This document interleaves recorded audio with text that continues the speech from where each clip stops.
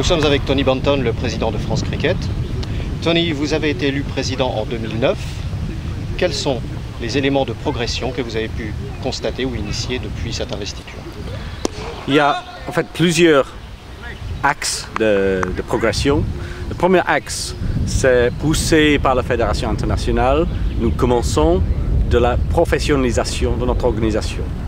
D'un côté, il nous donne de l'argent, de l'autre, il nous dit comment le dépenser, ce qui peut être frustrant, mais il faut dire que ça nous a obligés d'embaucher un cadre de haut niveau, un directeur général, et même si tout c'est toujours perfectible, ça nous permet d'aller dans le bon sens et de vraiment commencer à faire des événements comme on vient de vivre ce week-end du 16 ou 17 juin 2012, de cricket comme ça devrait être, un vrai événement. Ça c'est le premier progrès. Le deuxième progrès, c'est le travail de tous les jours, les petites opérations qui, tout d'un coup, s'épanouissent et deviennent des projets nationaux.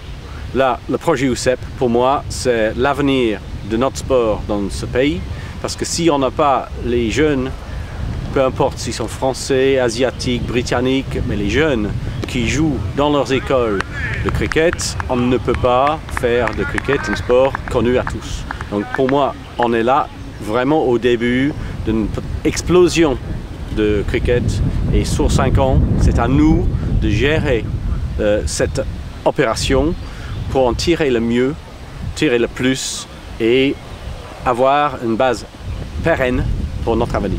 Tony, en ce qui concerne l'évolution sportive du jeu en France, mis à part le développement grassroots avec l'USEP, on parle surtout de l'équipe de France, du partenariat avec le Kent County et la remise à niveau des championnats de France.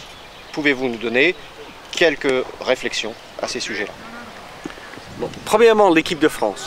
C'est essentiel qu'on ait une équipe de France performante parce que c'est ça que les jeunes voient comme leur but, leur objectif. Ils veulent tous, comme tout sportif de peu importe de discipline, on veut tous être dans l'équipe de France quand on est grand. Donc il faut une équipe de France qui performe et au meilleur niveau qu'on peut dans la limite de nos moyens. Donc là, j'ai vu ces 3-4 dernières années une structure qui évolue. On a un groupe de jeunes qui ont intégré le groupe France, ce qui veut dire que l'équipe qui joue derrière moi, il y a les 3/4 qui ont 25 ans ou moins. Et dans ces 3/4, presque toutes ont appris leur cricket en France. Et ils ont passé par les U15, les U17, les U19 et maintenant ils rentrent dans le groupe France. Ça c'est important. Donc c'est le talent parce que les jeunes jouent ensemble. Il faut aussi marier avec ça la possibilité de découvrir de nouveaux talents et de les faire intégrer dans le groupe. Il ne faut pas que ça soit un groupe fermé. Et enfin, pour faire le pont avec le Kent, il faut aussi que ces joueurs-là ont des possibilités de montrer leur talent quand ils en ont et éventuellement progresser au jeu professionnel. Et là, le partenariat avec le Kent, ça c'est pour nous aussi, c'est tombé du ciel ou presque. Je dis ça, c'est quand même David Bord qui a des contacts avec des entraîneurs, il va à des séances où les entraîneurs de différentes comptes sont là et c'est à cause de ça que le Kent a dit « Ah, mais pourquoi pas faire un petit partenariat avec la France, faire en sorte que la France, et pourquoi pas la Belgique ou autres pays limitrophes, deviennent presque les minor counties qui alimentent le Kent. C'est notre rêve. J'espère que c'est aussi le rêve du Kent. Je devine un petit peu, mais nous avons déjà l'expérience avec un de nos jeunes qui a passé une semaine avec l'académie de Kent, qui a, par une circonstance fortuite, c'est qu'il est leg spin et il jouait contre le Yorkshire qui ont un leg spinner, donc ils ont dit ah pourquoi pas le faire lancer contre la première équipe pour leur donner un peu de pratique. Pour lui, c'est le rêve. Pour nous, c'est le rêve parce que tous les jeunes en parlent. Comment est-ce que je peux faire pour faire comme Zika et aller dans le Kent?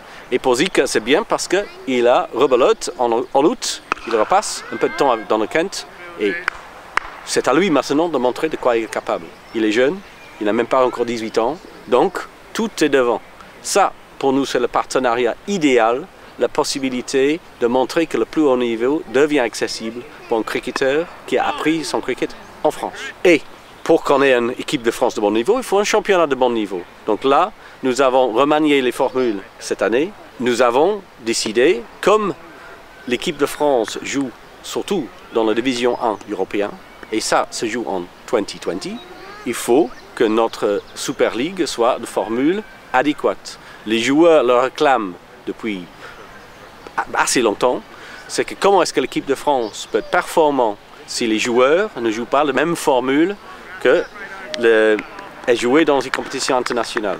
Nos formules, c'est 2020 pour l'Europe, c'est, je l'espère, prochainement 50 séries pour le World League. Donc là, on a créé le Challenge de France, qui a eu lieu la première fois cette année, pour que les équipes régionales et l'équipe de France jouent ensemble dans la formule 50 séries. C'est d'avoir la pratique. Donc, il faut quand même que notre meilleur niveau soit aligné avec l'international, parce que c'est l'international ensuite qui permet de découvrir les talents qui peuvent, maintenant qu'on a des chemins comme le Kent, éventuellement se montrer sur le vrai scène mondiale.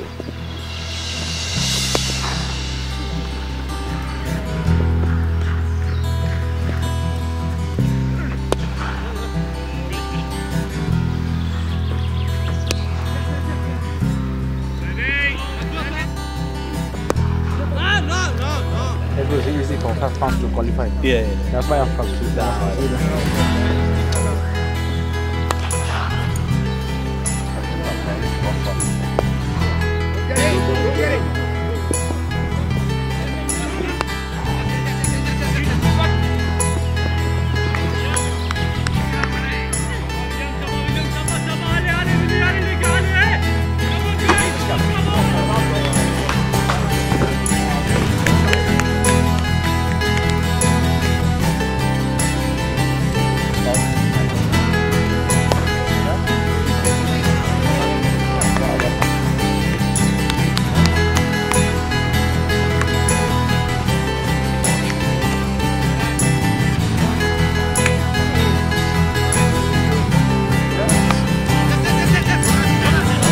We should have a better mid-wave for his slice screen behind batsman here, right-hander.